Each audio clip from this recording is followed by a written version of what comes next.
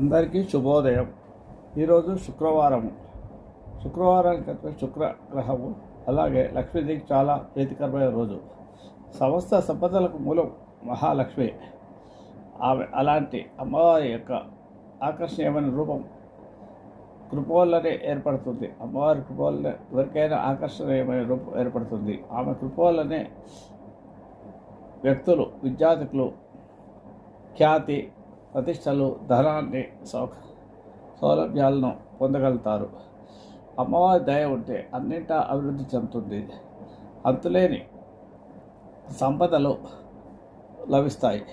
సాధారణంగా మనం సంపద అంటే డబ్బు ఒక్కటే అని అనుకుంటాము. కానీ డబ్బు ఒక్కటే కాదు, మన యొక్క ఆరోగ్యము, ఐశ్వర్యము, ధైర్యము, స్థైర్యము, ఆయుష్, విజయము, వీర్యము, అభయము, శౌర్యము, సౌభాగ్యము, సాహసము, విద్య, వివేకము, ధనము, ధాన్యము, సంపద, బంగారం, వెండి, ఆభరణాలు, వస్తువులు, వాహనాలు, ఆయుధాలు, సర్వస్వం, పశువులు, కొత్త మూత్రాలు, కీర్తి ప్రతిష్టలు, సుఖ సంతోషాలు మొదలైనవన్నీ కూడా సంపదలే కిందకే వస్తాయి. పూర్వకాలంలో సంపదలు అంటే డబ్బు కాకుండా వస్తువులకి ప్రాధాన్యం ఇచ్చేవారు.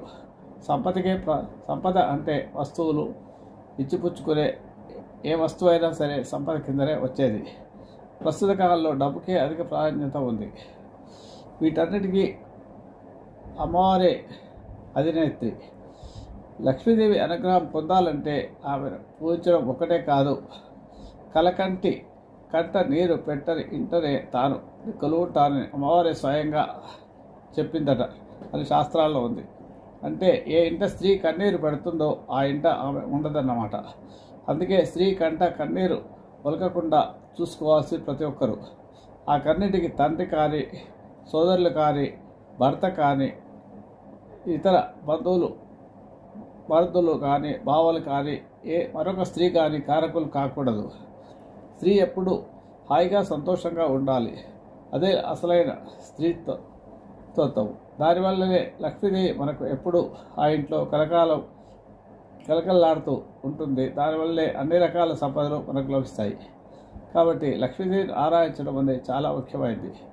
లక్ష్మీ అష్టోత్తర శతనామ స్తోత్రం ఈరోజు పారాయణ చేసుకోవడం కానీ, కనకదార స్తోత్రం పారాయణ చేసుకోవడం వల్ల అధిక శోభత్తాలు లభిస్తాయి. ఈరోజు శుక్రగ్రహానికి సంబంధించిన స్తోత్రం ఏంటంటే హిమకుంత గుణాలావం దైత్యానాం పరమం గురువు సర్వశాస్త్ర ప్రోక్తారం భార్గవం ప్రణామ్య అనే స్తోత్రాన్ని 27 సార్లు జపించడం, అమ్మవారికి చింతపండు పులిహోర నైవేద్యంగా ప్రదోషకాలంలో